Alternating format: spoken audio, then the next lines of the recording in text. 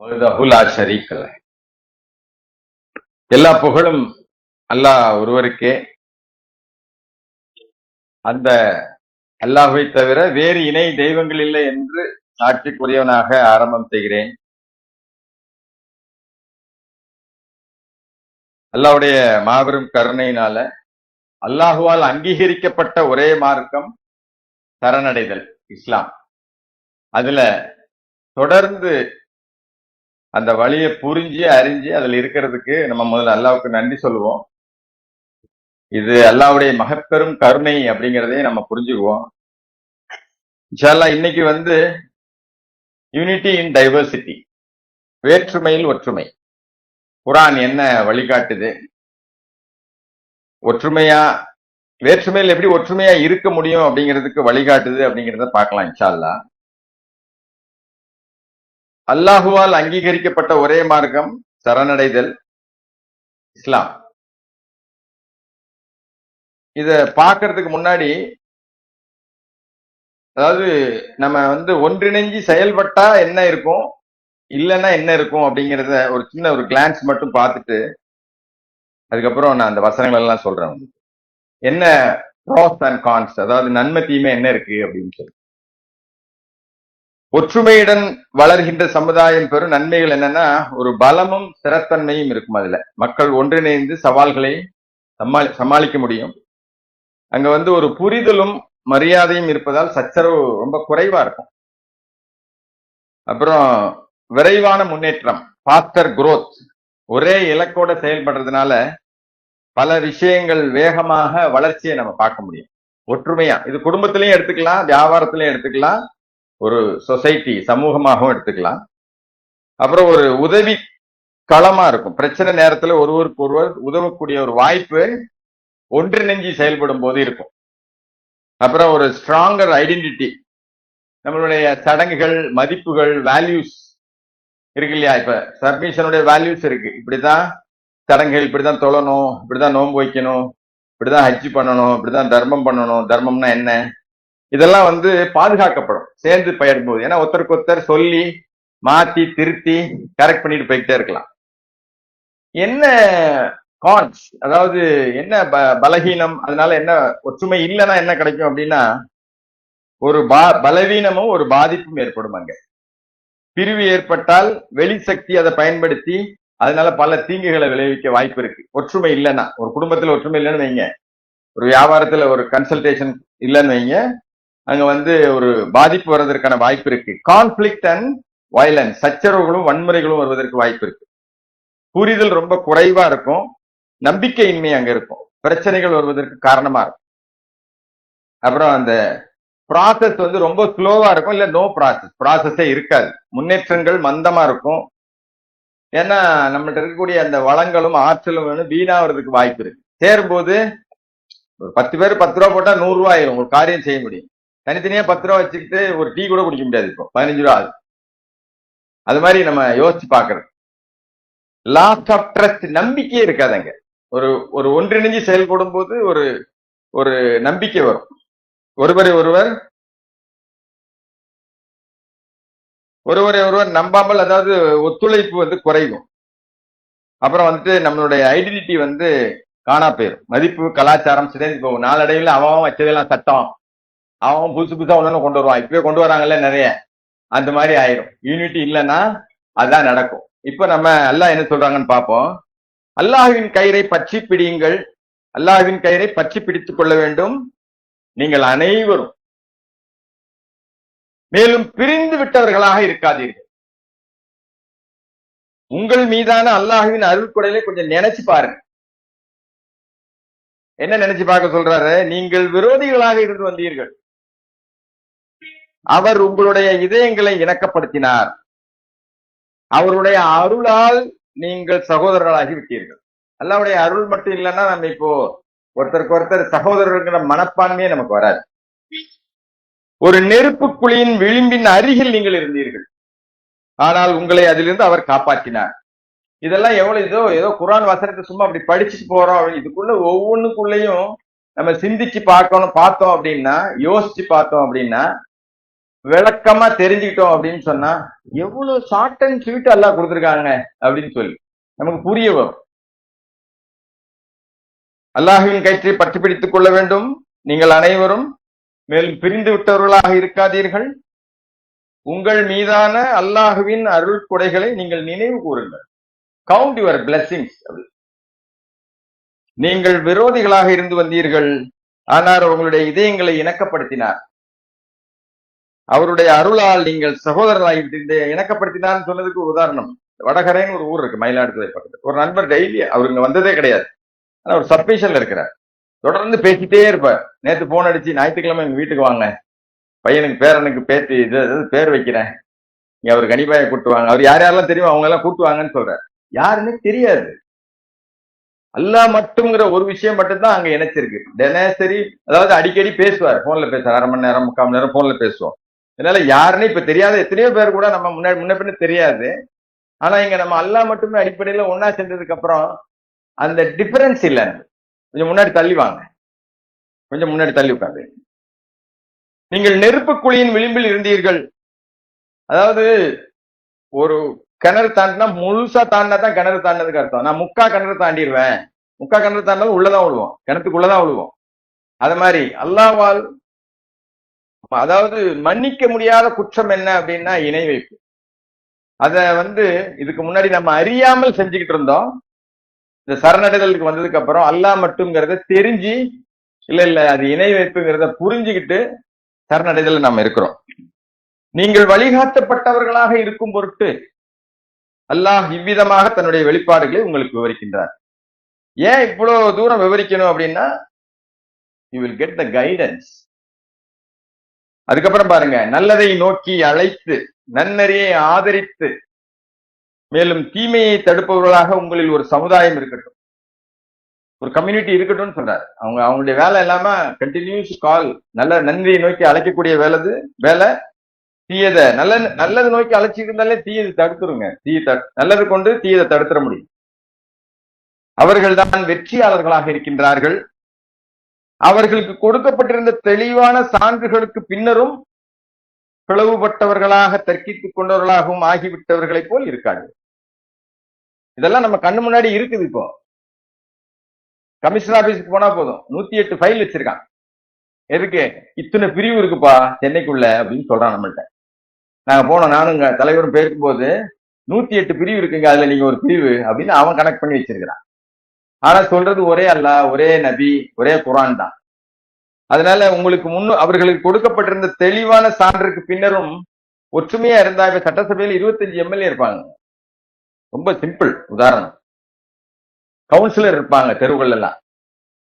அதாவது அந்த நான் சொல்ற ஒற்றுமை பிசிக்கலான ஒற்றுமை. இன்னும் அல்லாஹ் சொல்ல ஒற்றுமையை பாருங்க. அவர்களுக்கு கொடுக்கப்பட்டிருந்த தெளிவான சான்றுகளுக்கு பின்னரும் பிளவுபட்டவர்களாக தப்பித்துக் கொண்டவர்களாகவும் ஆகிவிட்டவர்களை போல் இருக்காதீர்கள், ஏனெனில் இவர்கள் பயங்கரமானது ஒரு தண்டனைக்கு உள்ளாகிவிட்டனர். அதனால நம்ம நினைக்கலாம் நம்ம நமக்கெல்லாமே சமாதானம் சொல்லிக்கலாம். ஆனா நம்ம மனசளவுல ஒற்றுமையா வரவன கூட தேவையில்லைங்க. மனசளவுல ஒற்றுமையா இருக்கமா, ஒரு விஷயம் நடக்குது சேர்ந்து நடக்குதுன்னா அது நல்லா நடக்கட்டும்னு ஒரு பிரார்த்தனை பண்ணோமா, உட்காந்து நம்ம சகோதரர்கள்லாம் சேர்ந்து ஏதாவது பண்றாங்களே அது நல்லபடியா நடக்கட்டும் அப்படின்னு பிரார்த்தனை பண்றோமா, இல்லட்டா எங்கடா ஓட்ட வருதுன்னு பார்த்துட்டு சிரிக்க போறோமா? அதனால இந்த வசனங்கள்லாம் என்ன சொல்லுதுன்னா நம்பிக்கையாளர்களிடையே ஒரு ஒற்றுமையை வலியுறுத்துகிறது.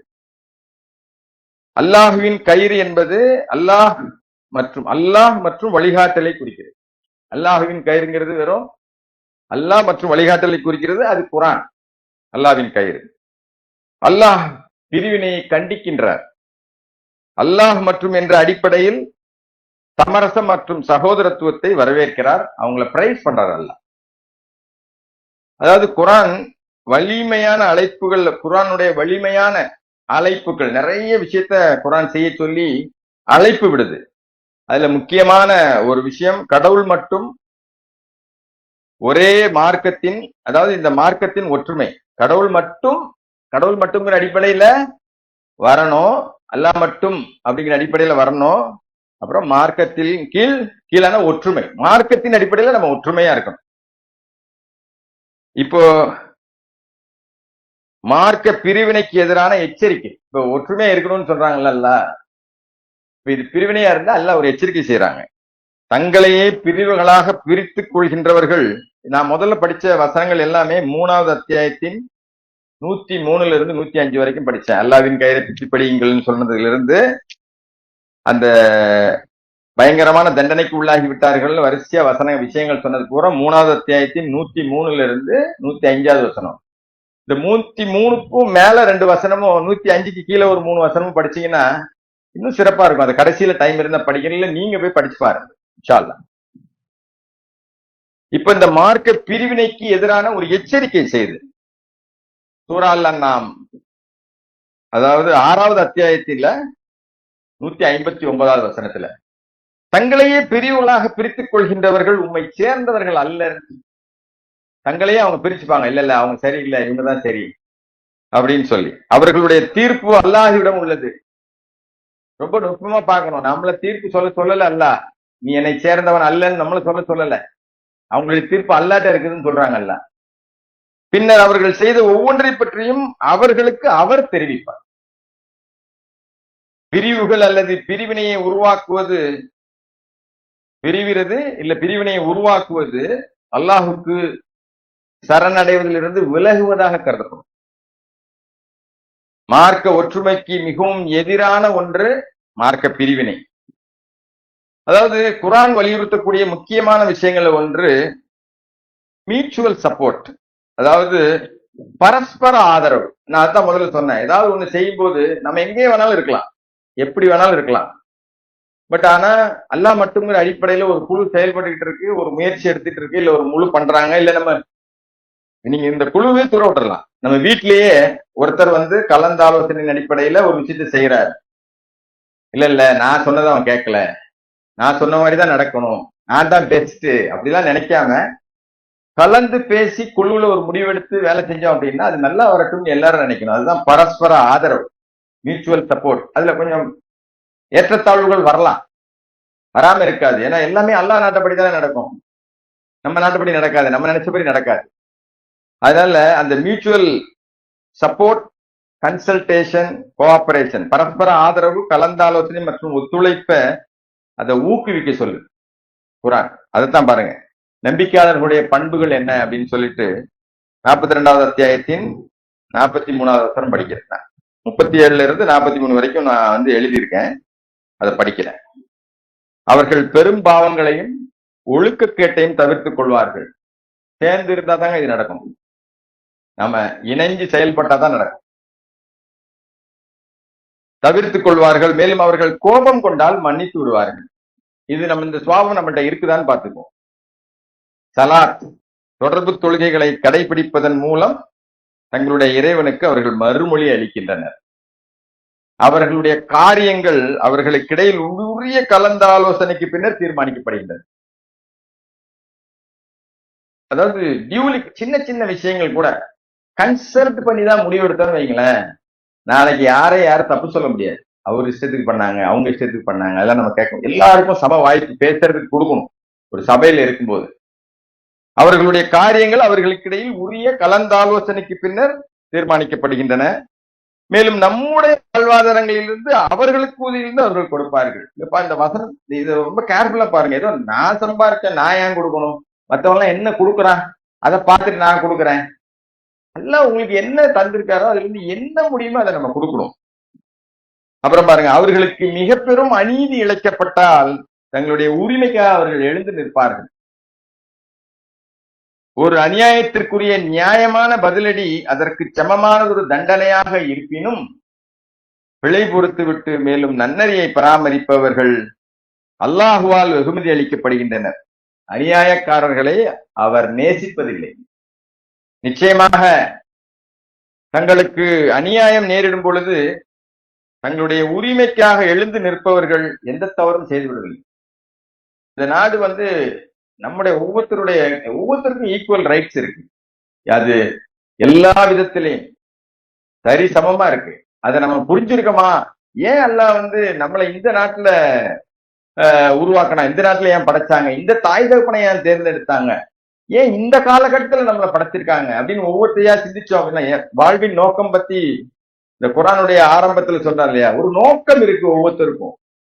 நம்ம ஏதோ ஏதோ வந்தோம், சாப்பிட்டோம், சம்பாதிச்சோம், சொத்து சேர்த்தோம், இல்லாட்ட ஏழையா இருந்தோம், இப்படி ஏதோ ஒண்ணு பண்ணிட்டு அப்படி போறதுக்காக வரல.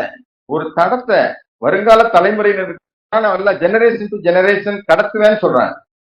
ஒரு தலைமுறையிலிருந்து இன்னொரு தலைமுறைக்கு கொண்டது ஏன் வேலைன்னு சொல்றாங்க. அல்லாவுடைய வேலைன்னா என்ன அர்த்தம்? நம்மளுடைய வேலை நம்ம எடுத்து பண்ணணும், பொறுப்பெடுக்கணும், ரெஸ்பான்சிபிலிட்டி. அதுதான் நமக்கு ஒரு கண்ணையும் காதையும் மூக்கையும் சிந்திக்கக்கூடிய தன்மையும் கொடுத்ததை பத்தி நீங்க கேள்வி கேட்பீங்கன்னு சொல்றாரு. நம்ம பிள்ளைங்க சொல்லி கொடுக்கணும். அது தனி ஆன்மா தன்னால பாத்துக்கணும் இல்ல. ஒரு ரெஸ்பான்சிபிலிட்டி இருக்கு, பேரண்ட்ஸ் ரெஸ்பான்சிபிலிட்டி இருக்கு, பொறுப்பு இருக்கு. அப்போ இந்த மாதிரி பங்கெடுக்கும், ஜும்மாவை கட்டாயப்படுத்தணும், ஜும்மாவை கூட்டிட்டு வரணும், பொது நிகழ்வுகளுக்கு கொண்டு போய் அறிமுகப்படுத்தணும், சொந்தக்காரங்களை அறிமுகப்படுத்தணும். இப்போ நகரமயமாக்கல் ஆன உடனே நிறைய பேருக்கு சொந்தக்காரங்களே தெரியறது இல்ல. எப்படி நீங்க உறவினர்களை பேணுவீங்க? பக்கத்து வீட்டுல இருக்கிறவங்களே யாருன்னு தெரியல நிறைய பேருக்கு. சிட்டில மேல யார் இருக்கா, கீழே யார் இருக்கா, பக்கத்து வீட்டுல யார் இருக்கா, யாருக்குமே தெரியல. எப்படி அண்டை வீட்டார நீங்க அதாவது உறவினரான அண்டை வீட்டார், உறவினர் அல்லாத வீட்டார் நல்லா சொல்றாரு. என்ன நம்ம என்ன வார்த்தைக்கு மதிப்பு, அல்லாவுடைய வார்த்தைக்கு என்ன மதிப்பு கொடுக்குறோம்? அப்போ ஒவ்வொரு வார்த்தைக்கு மதிப்பு கொடுக்கணும், ஒன்னொன்னையும் சிந்திக்கணுங்கிறதுக்காக தான் நான் இதெல்லாம் சொல்றேன். நிச்சயமாக தங்களுக்கு அநியாயம் நேரிடும் பொழுது தங்களுடைய உரிமைக்காக எழுந்து நிற்பவர்கள் எந்த தவறும் செய்துவிடவில்லை. அதாவது நமக்கு என்ன ரைட்ஸ், யாராந்தா அரசாங்க இடத்துல புதைக்கணும், புதைக்க விடலையா அங்க படுக்கணும், எல்லாரும் குடும்பத்தோட வரணும், புரியுதா? நாங்க அதுக்கெல்லாம் வரமாட்டோம் அப்படின்னா அல்லாஹ் சொன்னதுக்கு அது எழுந்து நிப்பாங்கன்னு சொன்னார் அல்ல. நம்ம எல்லாரும் அதாவது இந்த உலகத்துல பாருங்க, எல்லாரும் சேர்ந்து நிற்கும் போது அதுக்கு வேல்யூ தனி, தனியா நிக்கணும்னா அதுக்கு வேல்யூ தனி. நம்ம சேர்ந்துதான் இருக்கணும், ஆனா அல்லாட்ட போய் தனித்தனியா தான் நிக்கணும்.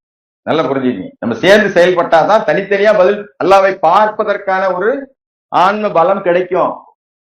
நான் தனியா தானே பதில் சொல்றேன், நான் தனியா போய் பேசிக்கிறேன் அப்படின்னு சொல்லிங்க தனியா இருக்க முடியாது.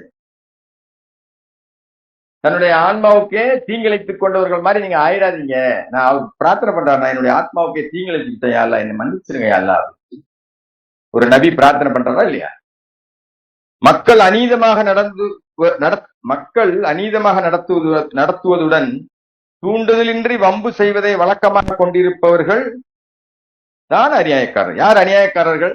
மக்கள் அநீதியாக நடத்துறது, அநீதத்தோட நடத்துறது, தூண்டுதல் இன்றி எந்த பிரச்சனையும் இருக்காது, வம்பு செய்வதை வழக்கமாக கொண்டிருப்பவர்கள் தான் அநியாயக்காரர்கள் ஆவார்கள். இவர்கள் வலி நிறைந்ததொரு தண்டனைக்கு உள்ளாகிவிட்டார்கள். இப்படி ஆளும் நல்லா இருப்பாங்க, சேர்ந்து செயல்படும் போது ஒரு ஆர்கனைசேஷனா, ஒரு அமைப்பா, ஒரு ஜமாத்தா செயல்படும் போது எல்லாரும் ஒரே மாதிரி இருப்பாங்க, ஒரே தாட்டில் இருப்பாங்கன்னு சொல்ல முடியாது. ஹிந்தியில சொல்லுவாங்க, சார் அச்சா ரேகா, சார் கச்சா ரேகா, சார் லொச்சா பி ரேகா. அதான் சொன்ன வேற்றுமையில் ஒற்றுமையில், அதுக்குதான் சொன்னேன். மனிதர்கள் எல்லாம் ஒரே குணநலங்கள்ல இருக்க மாட்டாங்க. நாளைக்கு வர்ற ரொம்ப இன்னைக்கு இழுக்கிறவன் இருப்பான். எல்லாத்தோட சேர்ந்து பயணிக்கிறதுக்கு பேர் தான் ஒற்றுமை. எல்லாரோடையும் சேர்ந்து எல்லாத்துக்கும் ஆமா ஆமான்னு சொல்லிட்டு போறது ஒற்றுமை கிடையாது. அநியாயம் நடக்குதா, இது அநியாயங்க, அதுக்கும் எல்லாம் வசனம் சொல்றாரு, நான் படிக்கிற இடத்துல பாருங்க. அப்போ இது கடைசியா 42ல 38ல 42வது அத்தியாயத்துல இறுதி வசனம், அதாவது இறுதி வசனம் இல்ல, 43வது வசனம், 42, 43. பொறுமையையும் மன்னிப்பையும் கைகொள்வது குணநலனின் ஒரு மெய்யான பலத்தை பிரதிபலிக்கிறது. இந்த 42வது அத்தியாயத்துக்கு பேர் என்ன தெரியுமா? அஷூரா, கலந்த ஆலோசனை. அதுக்குதான் இவ்வளவு வச்சுட்டு சொல்ல வேண்டியிருக்கு. கலந்து ஆலோசனை பண்ணும்போது எல்லாம் ஒருத்தர் சொன்ன எல்லாரும் ஓகேன்னு சொல்லணும், இல்ல ஒருத்தர் சொன்ன மாதிரியே எல்லாரும் சொல்லணும் அப்படிலாம் கிடையாது. நம்ம மனசுல என்ன தோணுது, நம்ம மனசுல என்ன எல்லாம் சொல்றாங்களோ அதை சொல்லணும். நம்மளை பத்தி தப்பா எடுத்துப்பாங்களோ, இது இந்த அதாவது நம்ம சொல்றதெல்லாம் சபைக்கு ஏறுமா அப்படிலாம் நினைக்க கூடாதுன்னு நல்லா ஒரு வசனத்தை சொல்றேன். நான் இப்ப சொல்றேன். அதனால எதில ஒத்துழைக்கணும், எதுல ஒத்துழைக்க கூடாதுன்னு சொல்றேன். இது எல்லாமே இணக்கமா வேற்றுமையா இருக்கக்கூடியவங்க ஒற்றுமையோடு இருக்கிறது. Diversity, unity in diversity. நன்னெறி மற்றும் பக்தியான விஷயங்களில் நீங்கள் ஒத்துழைக்க வேண்டும். நல்ல விஷயமா, பக்தி இருக்கா, பக்தியான விஷயமா, அல்லாஹ் பக்தியோட செய்யறாங்களா? பாவகரமான மற்றும் தீமையாக இருக்கின்ற விஷயங்களை ஒத்துழைக்காது. குரான் தெளிவா டிஃபரன்ஷியேட் பண்ணி காமிச்சிட்டு அல்லாஹ் நமக்கு தெளிவா சொல்லி காமிச்சிட்டாங்க, இதெல்லாம் பாவமாகும் அப்படின்னு சொல்லிட்டாங்களா இல்லையா? ஒரு சிறிதளவு சந்தேகம் கூட பாவம் சொல்றாங்க. ஆனா நம்ம என்ன சொல்றோம்? இல்ல நமக்கு நம்ம சரி காண்ற விஷயத்தை பூரா சரின்னு சொல்லிடுறோம், நம்ம தப்பா எடுக்கிற விஷயத்தை பூரா தப்புன்னு சொல்லிடுறோம். அல்லாஹ் என்ன சொல்றாங்க அதுதான் பாருங்க. குரான் சப்போர்ட்ஸ் அசோசியேஷன், டீம் ஒர்க்கா செயல்படுறத, நல்ல நோக்கம், நன்னெறியை ஆதரிக்க சேர்ந்து செயல்படுவது, இணைந்து குழுவாக பயணிப்பதை குரான் ஆதரிக்குது. அங்க என்ன சத்தியம், உண்மை இருக்கணும், ஜஸ்டிஸ் நீதி இருக்கணும், தர்மம் நிலைநாட்ட, உண்மையையும் இல்ல சத்தியத்தையும், ஜஸ்டிஸ் நீதியையும், தர்மத்தை நிலைநாட்ட ஒன்றிணைந்து செயல்படுவது அல்லாஹுவால் ஊக்குவிக்கப்படுகிறது. இன்ஷா அல்லாஹ் மிச்ச விஷயத்தை அடுத்த குத்பால பார்க்கலாம்னு நினைக்கிறேன். எல்லோரும் நம்முடைய ஆதி பாவத்திற்காக பாவம் பண்ணி கேட்போம். சூபு இலல்லா. அல்ஹம்துலில்லாஹ், அஷ்ஹது அல்லா இலாஹ இல்லல்லாஹ் வஹ்தஹு லா ஷரீக லஹ். குரான் அல்லாஹ்வுடைய கயிறு, அல்லாஹ் மட்டும் அப்படிங்கிற அடிப்படையில குரான் அல்லாஹ்வுடைய கயிறு.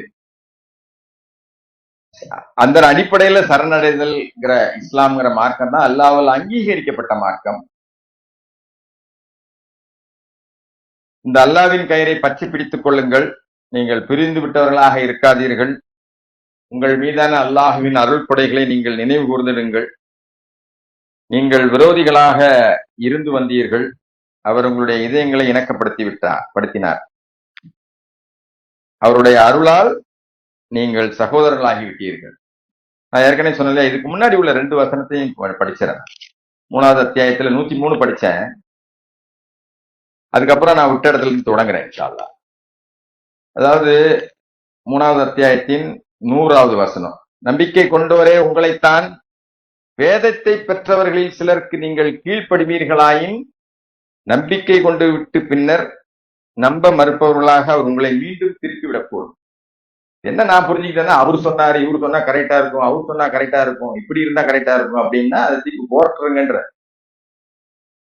கடவுளின் இந்த வெளிப்பாடுகள் உங்களுக்கு எடுத்துரைக்கப்பட்டிருக்கையில், கடவுளின் இந்த வெளிப்பாடுகள் உங்களுக்கு எடுத்துரைக்கப்பட்டு கொண்டிருக்கையில், மேலும் அவருடைய தூதர் உங்களிடம் வந்திருக்கும் பொழுது எவ்வாறு நீங்கள் நம்ப மறுக்க இயலும்? கடவுளை பற்றி பிடித்துக் கொள்கின்ற எவரும் சரியான பாதையில் வழிநடத்தப்பட்டவராக இருப்பார்.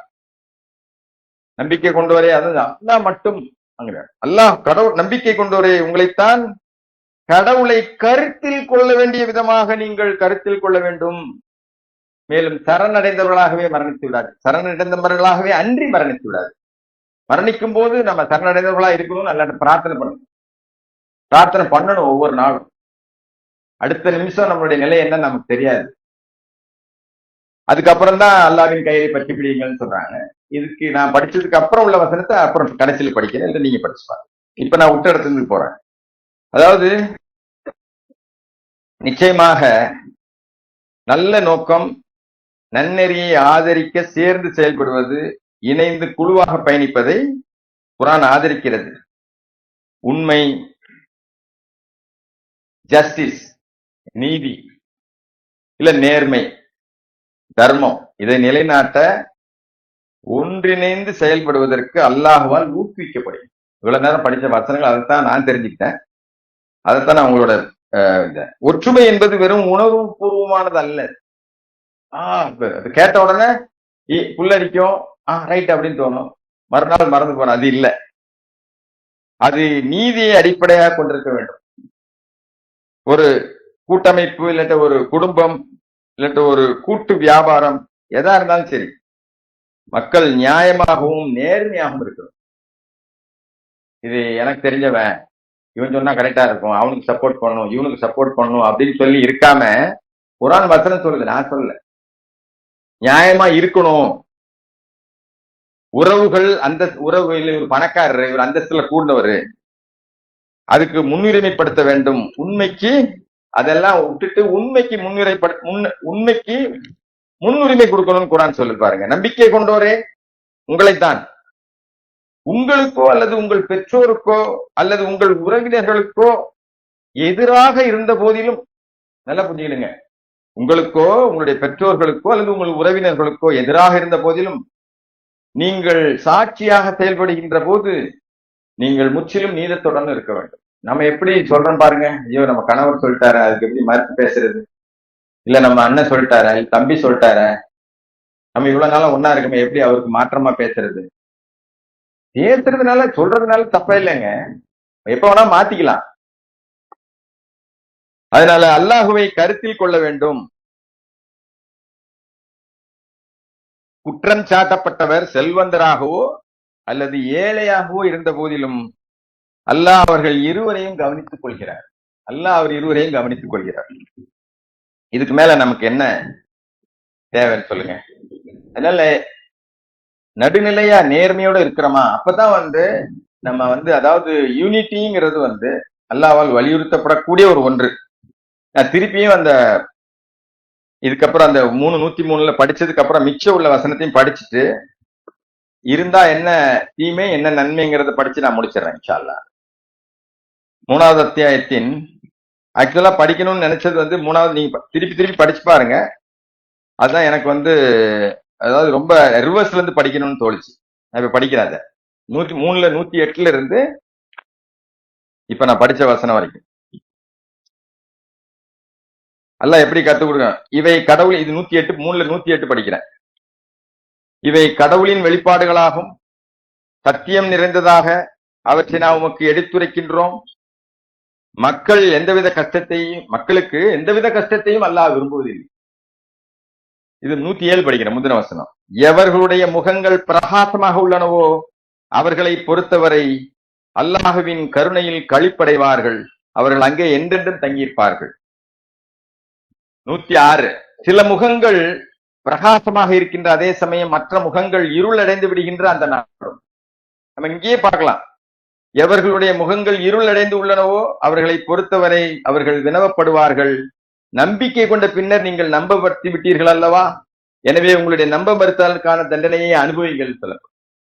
அதாவது இந்த உலகத்துல இன்னமல் உஸ்ரி யுஸ்ரன் இன்னமல் உஸ்ரி யுஸ்ரா, with pain there is gain, indeed with pain there is gain.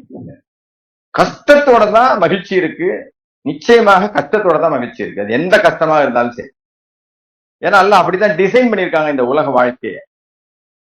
கஷ்டங்கிறது அதாவது நமக்கான அந்த அது கண்டிப்பா இன்எவிட்டபிள், மறுக்க முடியாதது, எல்லாருக்கும் கஷ்டம் வரும். ஆனா சஃபரிங்கிறது ஆப்ஷனல், அதனால பாதிக்கப்படுறதுங்கிறது ஆப்ஷனல்.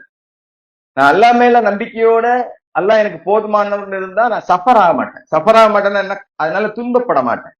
2-3 நாளைக்கு முன்னாடி கூட ஆன்லைன்ல பேசும்போது பேசிட்டு இருந்தாங்க, ஞாயிற்றுக்கிழமை குரான் கிளாஸ் நினைக்கிறேன், பேசிட்டு இருந்தோம். நிறைய பிரச்சனைகள் வருது எல்லாருக்கும், எத்தனை பேர் சஃபர் ஆகுறாங்க. ஒரு அம்மா கூட ஒரு ஆங்கில ஆர்டிக்கலை பண்ணும்போது, ஒரு அம்மா கேன்சர், அவங்க சொல்றாங்க, அவங்க ஒரு ஆர்டிக்கல் எழுதி சொன்னாங்க, அந்த வேதனையில அல்லாஹ் என்னை ரொம்ப லேசாக்குனாங்க. இது 1 வருஷம் 1.5 வருஷம் இருக்கும் அந்த ஆர்டிக்கல், இப்ப கூட ஆன்லைன்ல இருக்கு. ஒரு அம்மா ஆங்கிலத்தில் எழுதியிருக்காங்க, சரணடைந்த ஒரு லேடி. அதாவது கஷ்டம்ங்கிறது இன்எவிட்டபிள், தவிர்க்க முடியாதது, நல்லா புரிஞ்சுக்கிறீங்க. அதனால ஏற்படக்கூடிய பாதிப்பு அடையணுமா வேண்டாமான்னு தீர்மானிக்கிறது நம்மளுடைய அல்லாஹ்வுடைய மேல நம்ம வச்சிருக்கிற நம்பிக்கையை பொறுத்து இருக்கு. எனக்கு அல்லாஹ் போதுமானவர், எந்த விஷயமானாலும் சரி அல்லாஹ் போதுமானவர்ங்கிற அடிப்படையில நம்ம இருந்தோம் அப்படின்னா நம்ம சஃபர் ஆக மாட்டோம், துக்கப்பட மாட்டோம், துன்பப்பட மாட்டோம். அதான் அல்லாஹ் சொல்ல, நம்பிக்கையாளர்கள் அச்சப்படவும் மாட்டாங்க, துக்கப்படவும் மாட்டாங்கன்னு சொல்ற. நம்பிக்கை கொண்டவர்கள், அல்லாஹ் மேல நம்பிக்கை கொண்டவர்கள். அதனால அந்த 105 அது ஏற்கனவே நான் அது வரைக்கும் படிச்சுட்டேன். அவர்களுக்கு கொடுக்கப்பட்டிருந்த தெளிவான சான்றுகளுக்கு பின்னரும் பிளவுபட்டவர்களாக அல்லது தர்க்கித்துக் கொண்டவர்களாகவும் ஆகிவிட்டவர்களைப் போல் இருக்காதீர்கள், ஏனெனில் இவர்கள் பயங்கரமான ஒரு தண்டனைக்கு உள்ளாகிவிட்டார்கள். நல்லதை நோக்கி அழைத்து நன்னெறியை ஆதரித்து மேலும் தீமையை தடுப்பவர்களாக உங்களில் ஒரு சமுதாயம் இருக்கட்டும். இவர்கள்தான் வெற்றியாளர்களாக இருக்கின்றனர். கடவுளுடைய கயிற்றை நீங்கள் பற்றி பிடித்துக் கொள்ள வேண்டும். நீங்கள் அனைவரும், நம்ம அனைவரும் அல்ல நமக்காக சொல்றாங்க, மேலும் பிரிந்து விட்டவர்களாக இருக்காதீர்கள். உங்கள் மீதான அல்லாஹ்வின் ஆசிகளை நினைவு கூர்ந்திருங்கள். நீங்கள் விரோதிகளாக இருந்து வந்தீர்கள், ஆனால் அவர் உங்களுடைய இதயங்களை இணக்கப்படுத்தினார். அவருடைய அருளால் நீங்கள் சகோதரர்களாகி விட்டீர்கள்.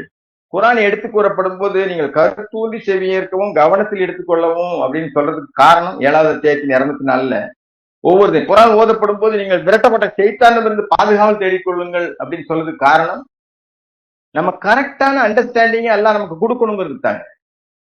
ஏதோ யார்கிட்டயும் கணக்கு சொல்றதுக்காக குர்ஆன் படிக்கல. தினசரி குர்ஆன் படிங்கன்னு குர்ஆன் சொல்லுது, படிக்கிறவான்னு பாருங்க. வலைதளத்துல தினசரி 3 முறை படிக்கப்படுது. இன்ஷா அல்லாஹ் நம்ம அதை அடுத்த மீட்டிங்கில் கூட பேசிக்கலாம் இன்ஷா அல்லாஹ். இன்னைக்கு இது வருஷத்துக்கு ஒரு வாட்டி நடக்கக்கூடிய பொதுக்குழுவாக்காக நம்ம நிறைய பேர் வந்திருக்கிறோம். அதற்கான ஏற்பாடுகள்லாம் உரிய கலந்த ஆலோசனைப்படி நடந்திருக்கு இன்ஷா அல்லாஹ். நாம இப்ப அந்த இணைந்து முதல்ல ஸ்டார்டிங்ல சொன்ன அந்த விஷயத்த ஒரு வாட்டி ஞாபகப்படுத்திட்டு இன்ஷா அல்லாஹ் நிறைவு செய்யலாம். மதிப்பு இழந்துருவோம் நம்ம ஒற்றுமையா இல்ல, செயல்படல அப்படின்னா we are broken the identity இருக்காது. நமக்கு லாஸ்ட் ஆஃப் ட்ரஸ்ட், நம்பிக்கை இழந்துரும். நம்ம மேலேயே நம்பிக்கை இருக்காது, நமக்கு அல்லா மேலேயே நம்பிக்கை இருக்காது சேர்ந்து. ஏன்னா அர்த்தாத் சொல்றேன், நான் மறந்துடுவேன், எனக்கு ஞாபகப்படுத்துங்க. நீங்க மறந்தா நான் ஞாபகப்படுத்துறேன்னு சொல்றேன், ஒருத்தருக்கு ஒருத்தர் ஞாபகப்படுத்துறேன்னு சொல்றேன். ஒரு பெரிய ப்ராசஸே இருக்காது, நோ ப்ராசஸ், இல்ல சுலோவா இருக்கும். நம்ம ஏதோ இழந்த மாதிரி இருக்கும், ஏதோ திருப்தி இல்லாத. நடுவில் என்ன பண்ணோம், இந்த ஆண்டு பொதுக்குழு கூட்டம் கழிச்சு செயற்குழு கூட்டம் 3 மாசத்துக்கு ஒரு வாட்டி வச்சுக்கோம். எதுக்கு மாசம் மாசம் எடுத்து பேச போறோம். 3 மாசம் ஆனவனே எல்லாரும் சொன்னாங்க, இல்ல இது சரியில்லை, நம்ம மாசம் மாசம் பார்க்கலன்னா எதையோ இழந்த மாதிரி இருக்கு அப்படின்னு சொன்னோன்னா இப்ப மாசம் மாசம் ஒரு நாள் இங்க நடக்குது மீட்டிங். அதாவது இது பொதுக்குழுன்னா செயற்குழு கொஞ்சம் பேர், ஒரு 20 பேர் 23 பேர் தொடர்ந்து பேசிட்டே இருக்கோம், கலந்து ஆலோசனை பண்ணி என்ன செய்ய போறோம், எப்படி செய்ய போறோம், என்ன செய்யலாம் அப்படின்னு. அப்போ கான்ஃபிளிக்ட், சச்சரவுகளும் வன்முறையும் புரிதலும் நம்பிக்கையின்மையும், அதனால பிரச்சனைகளும் ஏற்படும். ஒன்னா இல்ல அப்படின்னா வீக் ஆயிருவோம், ஒரு சிறத்தன்மையே இருக்காது, பலவீனமும் பாதிப்பும் ஏற்பட்டா அதனால ஒரு வீக் ஆயிரும். இப்ப என்ன நன்மைகள் அப்படிங்கிறத பார்ப்போம். ஒற்றுமையோடு, அதாவது அங்க ஸ்ட்ரென்த் அண்ட் ஸ்டெபிலிட்டி, ஒரு பலமும் ஸ்திரத்தன்மையும் இருக்கும் சேர்ந்தா. இல்ல அல்லாஹ்வுடைய கிருபையில ஏதாவது ஒரு பிரச்சனையா போன் அடிச்சு நம்ம சொன்னா, அல்லாஹ்ட்ட பாதுகாப்பு கேட்டு பிஸ்மில்லா சொல்லிட்டு சொன்னா நமக்கான ஏற்பாடுகள் நிச்சயமா இருக்குங்கிற நம்பிக்கை. அதுலதான் அல்லாஹ் மேல வைக்கிற நம்பிக்கை, ஒருத்தருக்கு ஒருத்தர் பரஸ்பர நம்பிக்கை, அல்லாஹ் மேல முதல்ல நம்பிக்கை. அப்புறம் நம்ம இணைந்து செயல்படுறோம் இல்லையா. நம்ம முதல்ல நிறைய ஆரம்பிச்சோம் ஆன்லைன்ல, அது மக்கள் உபயோகப்படுத்தல. உங்களுக்கு எந்த பிரச்சனைனாலும், எந்த கவர்மெண்ட் ஏதாவது பிரச்சனை சொல்லுங்க, அதுக்கு சால்வ். ஏன்னா நிறைய பேர் பலதரப்பட்ட அறிவாளிகள் இது உள்ள இருக்கிறோம். ஒருத்தர் இந்த sharing the knowledge and caring each other, அந்த அடிப்படையில இப்ப கூட ஒன்னும் கெட்டு போயிடல. எந்த பிரச்சனைனாலும் சொன்னா அதற்கு தீர்வு அல்லாஹ்வுடைய கிருபையினால அல்லாஹ் நமக்கு வழிகாட்டக்கூடியவங்களா இருக்கிறாங்க. அப்ப பீஸ் அண்ட் ஹார்மனி அப்படி இருந்துச்சுன்னு வைங்களேன், நமக்கு ஒரு அமைதி. ஒரு சிஸ்டர் இங்க ஒரு நாள் சொன்னாங்க, அவங்க சொந்தக்காரங்க ஒருத்தருக்கு பெரிய ஆக்சிடென்ட் ஆயிடுச்சு, 22 ஆபரேஷன் பண்ணிருக்கவர், ஒண்ணுமே இல்ல, கன்சல்டேஷன் தான். அப்ப என்ன பண்ணலாம், உட்கார்ந்து எப்படிலாம், அவங்க பெரிய வசதியான வாய்ப்பு கிடையாது. 22 ஆபரேஷனுக்கும் அவங்களுக்கு ஃபண்ட் கலெக்ட் கிடைச்சு. எப்படி கிடைச்சிச்சு? Due consultation. நல்லா ஆயிட்டாரு அவர், கிட்டத்தட்ட 1.5 வருஷத்துல நல்லா ஆயிட்டாரு. நான் பேரு இதெல்லாம் குறிப்பிட விரும்பல, பட் ஆனா கன்சல்ட் பண்ணா அதுக்கு சொல்யூஷன் நல்லா சொல்ற விஷயம் தான். உங்களுக்கு ஏதாவது பிரச்சனையா நீ டியூ கன்சல்ட் பண்ணுங்க அப்படின்னு சொல்லி. நம்ம என்ன நினைக்கிறோம், நம்மளுடைய வீக்னஸ், நம்மளுடைய இதெல்லாம் தெரிஞ்சு போயிருவோம் அப்படின்னு எதையுமே நம்ம சொல்ல மறைக்கிறோம். ஏன்னா அல்லாட்ட எப்படி நம்ம டைரக்டா எதை செஞ்சாலும் இந்த மக்களுக்காக எதை செஞ்சு, அதாவது அல்லாவுக்காக எதை செஞ்சாலும் இந்த மக்களுக்கு தான் செய்ய சொல்றாரு. அதனால நம்ம ஒரு அமைதியையும் இணக்கமும், அதாவது இந்த புரிந்து கொள்ளுதலும் மரியாதையும் இருப்பதால நமக்கு அமைதி கிடைக்கும், ஒரு சுமூகமான சூழ்நிலை நிலவும், விரைவான முன்னேற்றம் நிலவும். நம்ம ஒரு முடிவு எடுத்தோம் அடக்க ஸ்தலத்துக்கு, அது கிடைக்குது கிடைக்கல, மாசம் மாசம் பேசுவோம் அப்படின்னு சொல்லி 3வது மாசத்துல ஒரு வாய்ப்பு ஏற்பட்டு 5வது மாசத்துல ரிஜிஸ்டர் பண்ணிட்டார்.